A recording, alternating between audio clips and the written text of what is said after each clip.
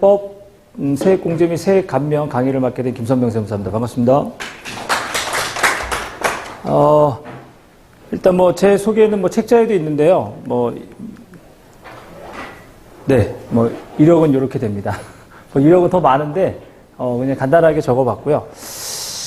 일단, 기본적으로 저희 오늘 강의에 대해서 간단하게 설명드리면, 조특법 22년 이번 7월 달에 발표한 주요 개정안, 그 다음에 이제 조세특례제한법 총론, 그 다음에 주요 세액 감면, 주요 세액 공제, 그의 이제 주의사항들, 이렇게 이제 정리해서 말씀을 드릴 겁니다.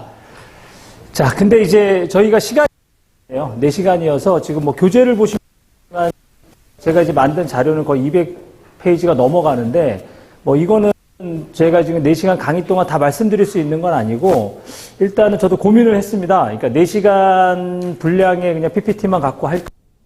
아니면, 그래도 어찌됐든 필요한 자료들은 제공해야 될 것 같아서, 주요 세액 공제와 세액 감면에 대한 예규 판례들, 또 이제 간간히 제가 설명드리긴 하겠는데, 그런 내용들을 모두 정리해 놨으니까 한번 참고 자료로 보시면 될 것 같습니다. 그리고 지금 요게 나오지 않은 거, 고용증대 세액공제와 관련해가지고, 얼마 전에 예규가 하나 나온 게 있어요. 그래서 그 부분도, 제가 이제 설명드리도록 하겠습니다.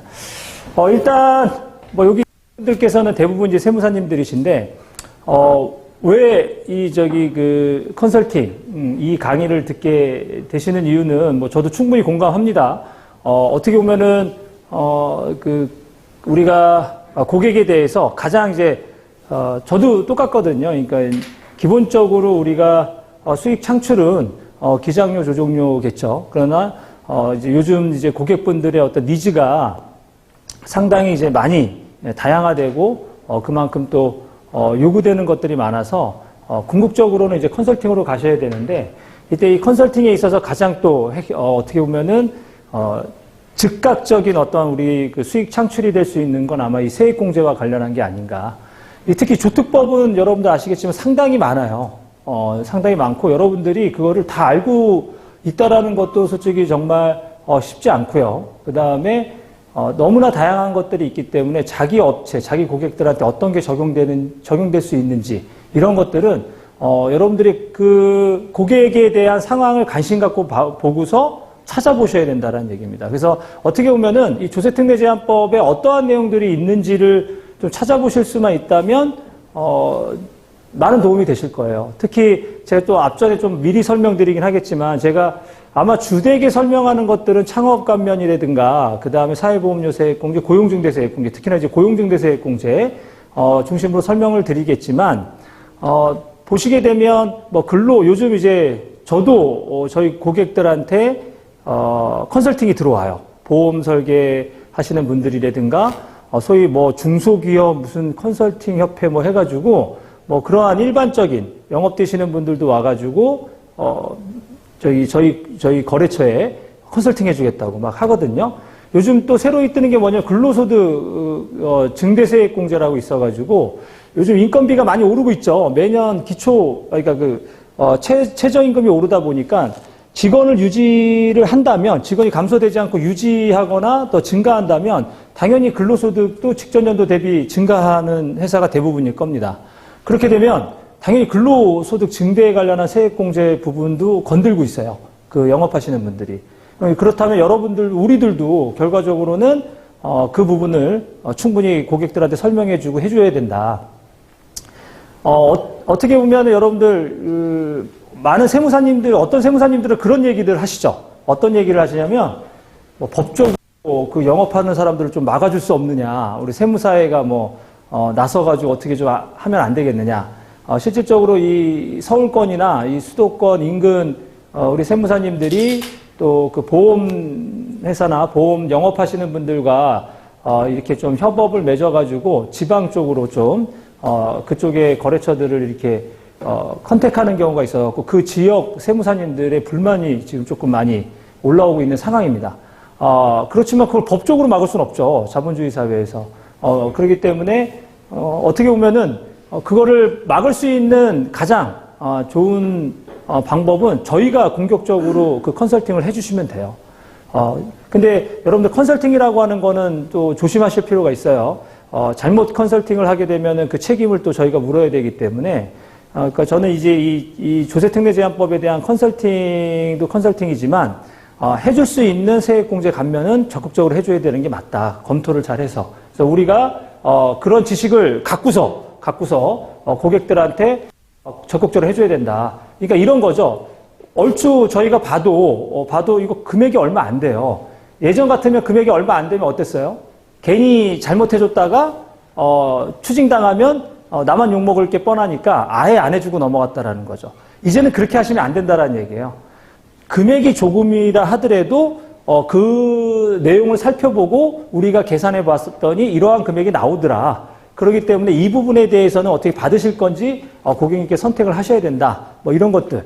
특히나 고용중개세액공제 같은 경우도 우리가 그냥 임의적으로 판단하는 경우가 많죠. 여기는 어차피 인원이 변동이 심하니까 추징될 게 뻔한데 이거 굳이 받을 필요가 있나. 그걸 또는 뭐 직원이 판단해서 보고도 안 하거나 이런 일이 벌어지게 되면 나중에 이제 그렇게 얘기했음에도 불구하고 고객들은 자기가 그렇게 선택했는데도 누군가가 이제 영업사원이 컨설팅 들어오면 왜 우리 세무사는 이런 거 안 해줬지? 이렇게 그냥 돌변해 버린다라는 얘기예요. 이게 현실입니다. 그렇기 때문에 저는 이제 말씀드리고 싶은 거는 그러한 내용을 내가 검토하고 당신한테 안내를 해줬다라는 걸 말로만 할 게 아니라 페이퍼로 남겨놓으셔야 돼요. 페이퍼로 남겨놓으시고 고객한테 주고 그 다음에 왜 이제 이 사람이 이제 그러한 영업을 당했을 때 왜 이런 걸 안 해주셨죠? 라고 물어보면 저희가 그때 말씀드리지 않았느냐. 이렇게 저차 설명드리고 페이퍼하고 나고 그때 대표님께서 이건 안 하는 게 좋겠다라고 말씀을 하셨다. 이렇게 이제 소통이 됐다라는 거를 증거를 남겨두셔야 저희가 욕을 안 먹게 돼요. 그리고 또한 그런 페이퍼로 나갔을 때 그 증거로 인해서 우리가 조종료라든가 그러니까 신고 수수료를 더 받아낼 수 있다라는 얘기인 거죠. 하지만 말로 하는 거는 안 돼요. 저도 뭐 그런 뭐 간단한 일이라고 해서 말로 했더니 그걸 또 그새 까먹고 왜 이런 일이 벌어졌느냐 또 그러는 거죠. 실제로 얼마 전에도 저희 고객 한 분한테 이제 어떤 일이 있었냐면 제 입장에서는 물에 빠진 사람 구해줬는데 저한테 이제 보따리까지 내놓으라는 일이 벌어졌던 적이 있었어요. 이게 무슨 말이냐면 이게 인적용역 보험 설계자인데 당초 원천 징수를 저걸 연말정산 형태로 안 했던 거예요. 그러다 보면은 이제 추계 신고를 할 수가 없거든요. 당초 연말정산 형태로 해서 추계 신고를 했어야 되는데 그걸 안 해가지고 문제가 됐던 건데 그래서 다시 그 연말정산으로 해서 수정신고 해가지고 다 전부 해서 추계 신고로 들어가서 이제 가산세 매기고 이제 성실 대상자였거든요. 그랬는데 이분께서 이제 성실 대상자 하면서 당연히 성실신고 추계 신고니까 성실신고 대상자 같은 경우는 가산세 5% 매겨야겠죠. 그래서 가산세 5%는 나중에 혹시 모르면 걸리면 내시죠 했더니 본인도 그냥 지금 돈이 없으니까 걸리면 내겠대요. 그랬더니 이게 고지가 날라왔어요. 분명히 그렇게 얘기했는데 왜 이 일을 이따위로 처리했느냐는 거죠. 분명히 그때 공지를 했음에도 불구하고 본인이 돈이 없어서 돈을 조금이라도 나중에 걸리면 내겠다. 자기가 그렇게 얘기해놓고서는 고지서가 날라왔더니 또 저희한테 뭐라고 얘기를 하는 거예요.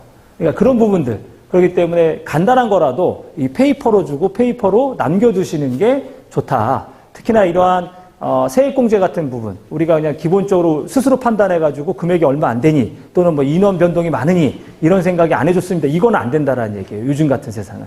영업하는 사원들이 그거를 치고 들어와가지고 계속 자꾸 건든다라는 거죠. 뭐 그것만 하면 다행이겠는데 이게 이제 그걸 빌미로 삼아서 거래처가 다른 세무대리한테 넘어간다라고 한다면 그것 또한 또 손실이 크니까 그런 부분들은 여러분들이 인지를 하고 계셔라. 아시겠죠? 그래서 어떻게 보면 조세특례제한법 같은 경우는 여러분들이 띄고 항상 보고 계셔야 된다. 그래서 제목만 보더라도 연관성 있는 것들이 있다면 한 번씩 보시고 내 거래처에 적용될 수 있는지 여부를 반드시 판단하셔야 된다. 이런 것들은 직원들이 해줄 수 있는 상황이 아니에요. 직원들이 해줄 수 있는 게 아니고 여러분들이 해주셔야 되는 거니까 반드시 그러한 내용들을 살펴보셔야 된다. 자, 그러면 본격적으로 내용에 들어가도록 하겠습니다. 자, 먼저 주요 개정안. 여러분들 아시겠지만 우리 이 개정안이라는 게 확정은 언제 되나요? 개정안은 언제 확정이 되죠? 12월 달 이제 거의 12월 달 마지막 국회 회기 기간에 확정이 된다라고 보시면 돼요. 통상적으로. 그러나 통상적으로 그때 확정이 되지만 국회에서 통과가 되는데 그냥 이 개정안이 그대로 통과되는 건 아니에요.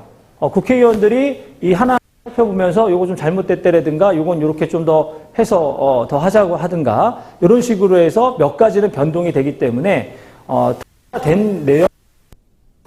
그러면 이게 이제 이제 본법이 통과되고 난 다음에 2월 달에 이제 기재부에서는 미리 준비해 놓은 시행령들, 시행 규칙들을 2월 달에 개정안을 내놓고 바로 국무회의를 통과해서 2월 말쯤에 시행령, 시행 규칙까지 다 확정이 된다. 이해되시죠? 그렇기 때문에 2월 달까지 가야 어떻게 보면은 이 새로운 개정안들이 다 통과되는 정확한 내용으로 우리가 확인할 수 있다라는 얘기입니다. 자, 그렇기 때문에 여기 보시게 되면 통합고용세액공제 신설인데요. 즉 무슨 말이냐면 고용증대 세액공제 중심으로 우리가 주되게 사용하는 것들이죠. 사회보험료 세액공제라든가 여러 가지 세액공제들을 통합해가지고 통합고용 세액공제로 개편한 개정안이 올라왔습니다.